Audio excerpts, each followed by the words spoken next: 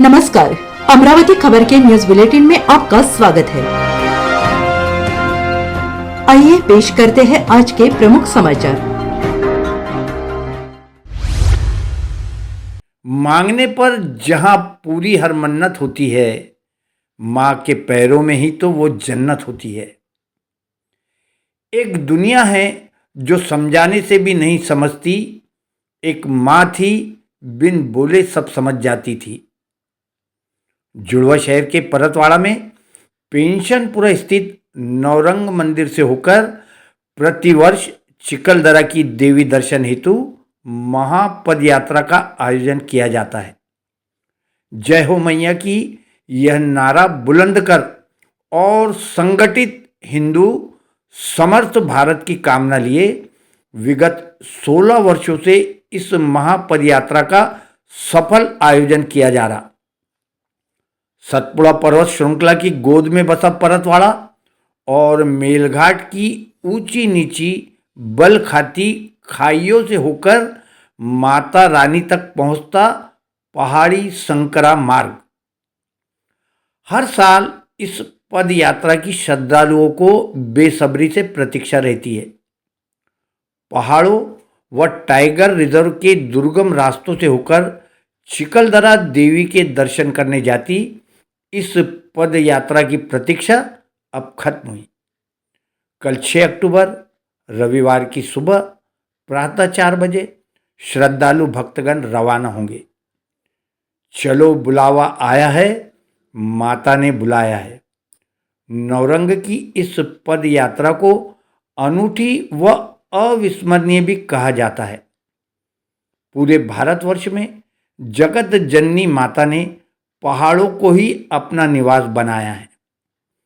चिकलदरा में बैठी माँ अम्बे साक्षात है।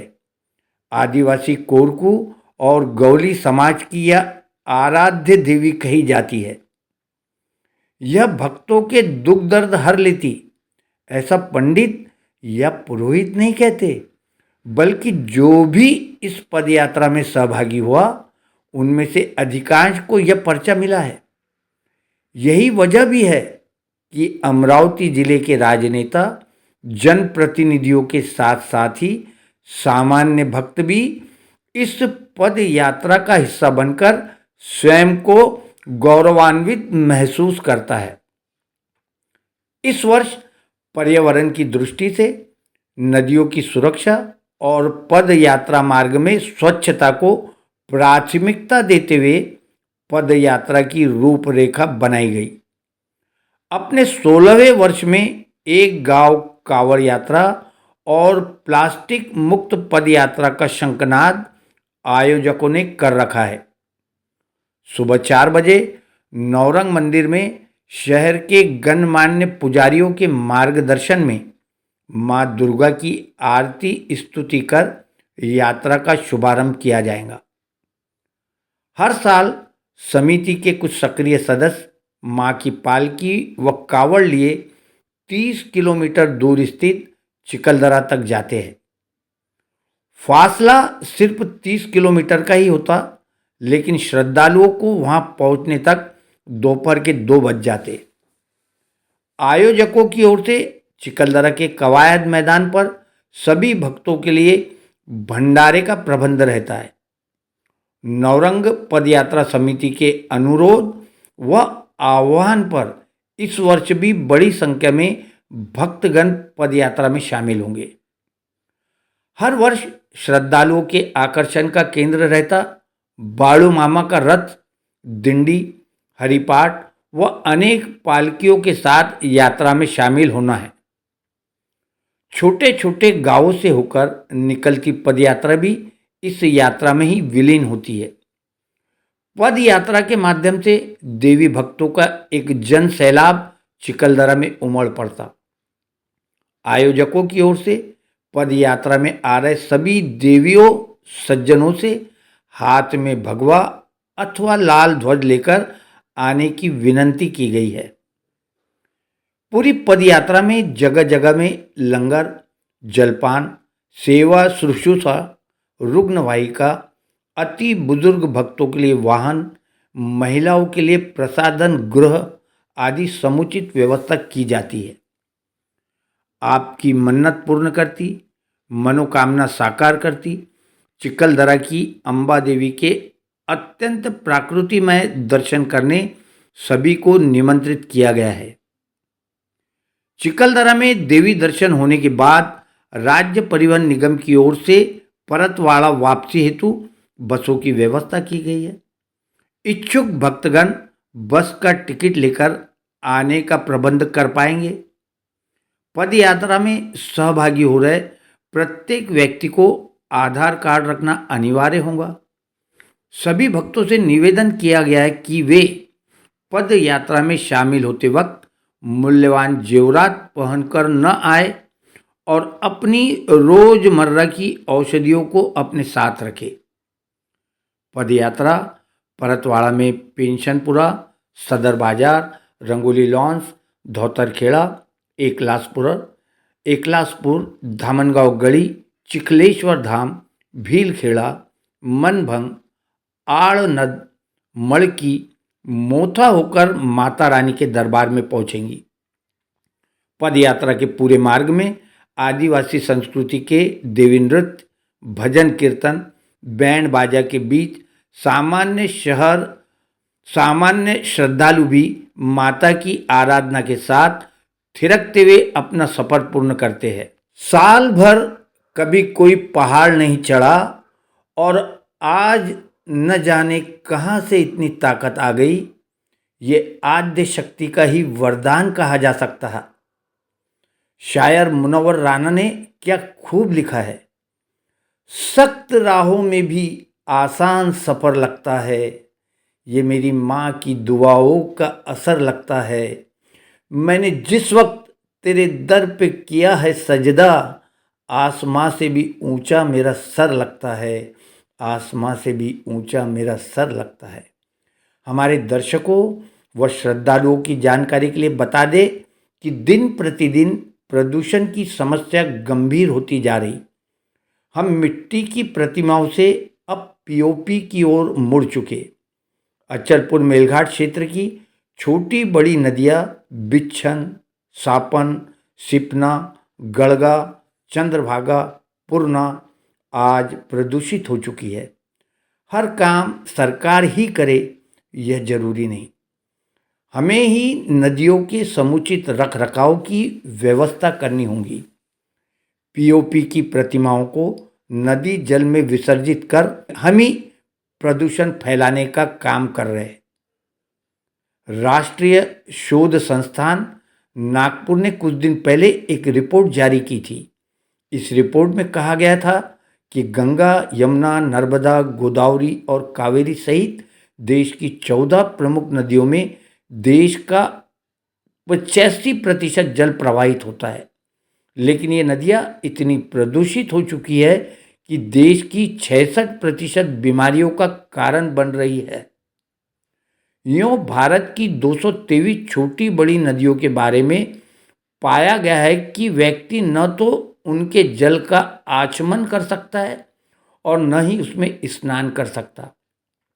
यह स्थिति डराती है।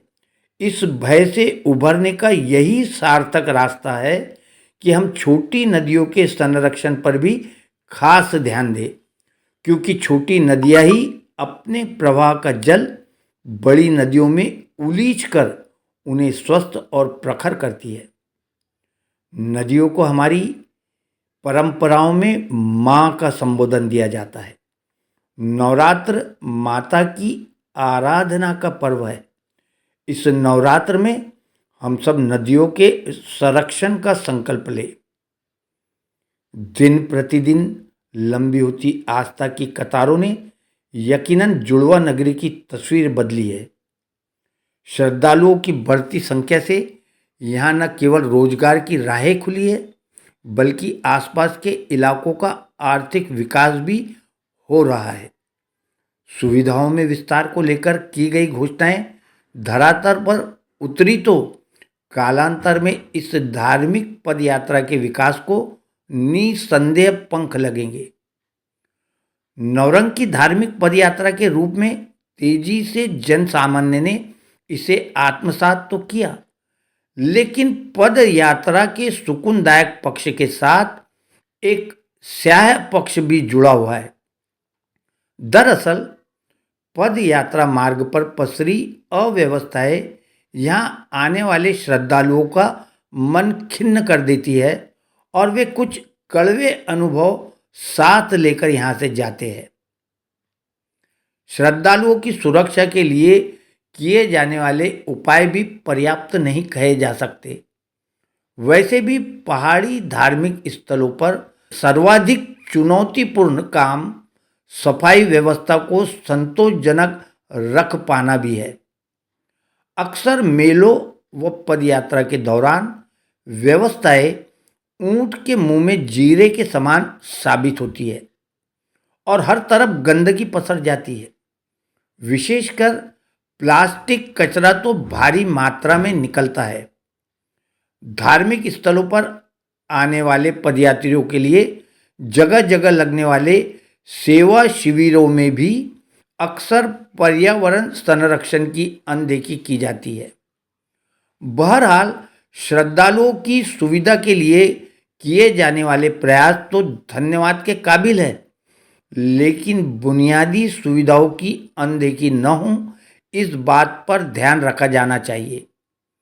धार्मिक स्थलों पर सफाई, सुरक्षा, स्वच्छता बनाए रखना भी ईश्वर की प्रार्थना से कम नहीं है।